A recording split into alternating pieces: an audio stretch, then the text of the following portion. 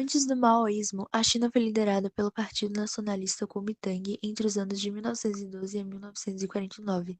Este foi responsável por derrubar a monarquia chinesa através de um processo com forte sentimento de nacionalismo devido aos intensos conflitos marcados pela ingerência estrangeira, como a Guerra do Ópio de 1840 a 1860 entre China e Inglaterra, conflito o qual força a abertura dos portos chineses ao comércio britânico e cedeu a ilha de Hong Kong aos mesmos. Já o conflito sino-japonês, o qual refere-se a uma série de confrontos militares e políticos entre a China e o Japão entre 1937 e 1945, deixou um sentimento de humilhação no povo chinês que viu mais uma vez seu território ser ocupado por estrangeiros. Todo esse cenário conturbado agravou a situação econômica instável do país, que tinha na época uma estrutura produtiva praticamente agrária e pequenas indústrias próximas à costa. A maior parcela da população vivia no campo e lidava com o fato de que não havia muita terra onde o plantio garantia frutos. O território era formado por regiões áridas e do pouco que produziam, metade era entregue aos proprietários da terra. Impulsionado por um sentimento de humilhação e revolta com a situação local, crescia no país o comunismo, tendo como principal figura Mao Tse-tung, um dos fundadores do PCC, Partido Comunista Chinês, e que viria a ser a principal figura do maoísmo. Após a troca do então atual líder do partido PCC pelo Chiang Kai-shek, iniciou-se um período de repreensão ao PCC, devido à expansão de sua ideologia atrativa, especialmente nos quesitos de igualdade e valorização do campesinato.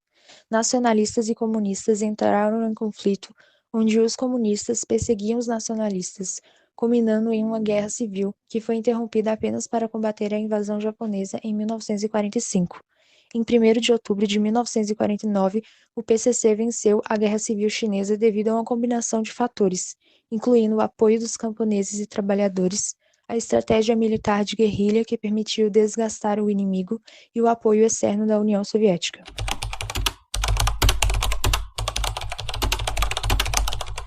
Após a conquista do poder em 1949, o líder chinês Mao Tse-tung lançou o Grande Salto Adiante, um programa de profundas reformas cujo objetivo era acelerar a marcha para o comunismo. Uma das criações do Grande Salto foram as comunas populares. Elas iriam substituir as antigas cooperativas de produção agrícola, buscando suprimir os últimos resquícios de propriedade privada. As comunas reuniam cerca de 20.000 a 30.000 pessoas, criando uma unidade social, agrícola, industrial, administrativa, cultural, médica e militar. Essa alteração da direção dos caminhos da revolução deslocava o centro dos investimentos do Estado para o campo e não mais para as indústrias de base localizadas nas cidades.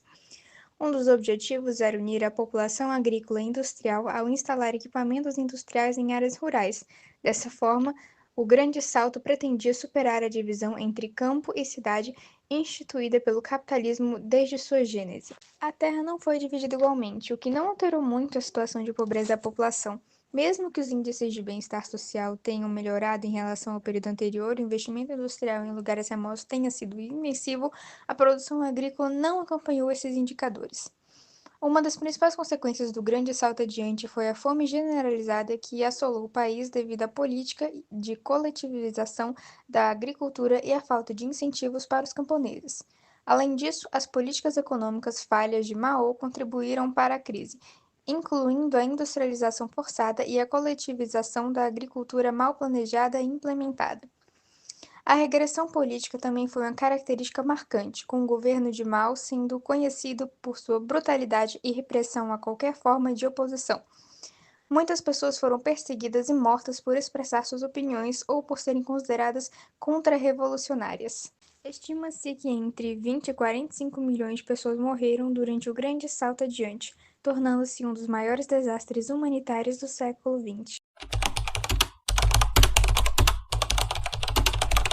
A ideologia maoísta, inspirada no socialismo soviético, baseava-se na concepção de que as pessoas deveriam ter um papel ativo na criação do bem-estar social e priorizar o interesse coletivo em detrimento do individual. O igualitarismo, uma das bases do regime, possui a finalidade de diminuir as desigualdades entre as classes com o objetivo de culminar numa maior igualdade com o passar do tempo. Para atingir seus objetivos de acordo com Mao, seria necessário derrotar o inimigo, o qual é visto como resistência ao processo de desenvolvimento maoísta. O maoísmo inspirou-se principalmente em Lenin e Stalin, o que significa que Mao leu muito pouco sobre as ideias socialistas e guiava-se mais pelo exemplo dessas duas figuras e na sua paixão militarista. Uma diferença entre ele e seus inspiradores é o valor dado ao indivíduo e às relações entre os mesmos, além da valorização do campesinato, a qual foi usado como instrumento de guerra pelo regime estatal através do voluntarismo.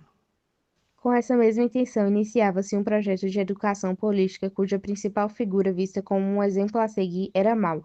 Aqueles que discordavam de seu governo eram perseguidos e tidos como traidores, o que gerou milhares de mortes e repreensão estatal.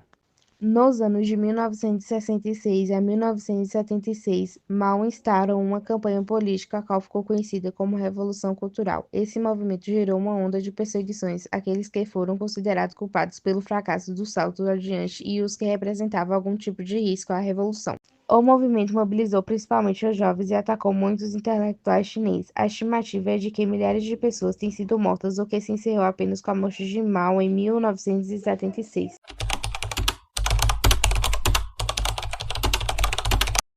Mao Tse-tung é uma figura polêmica, um ícone controverso que desperta sentimentos intensos e contraditórios. Apesar das milhões de mortes causadas pelo grande salto adiante e da repressão durante a Revolução Cultural, Mao ainda é reverenciado por muitos como um herói nacional e um líder visionário.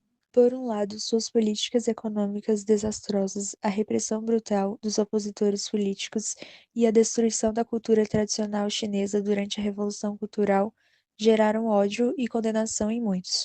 Por outro lado, sua liderança na luta contra a ocupação japonesa, a unificação da China e a implementação de reformas agrárias e sociais que melhoraram a vida de milhões de pessoas lhe renderam a admiração e lealdade de outros. Essa dualidade de percepções faz de Mao uma figura complexa e multifacetada, cuja herança continua a ser debatida e contestada até hoje.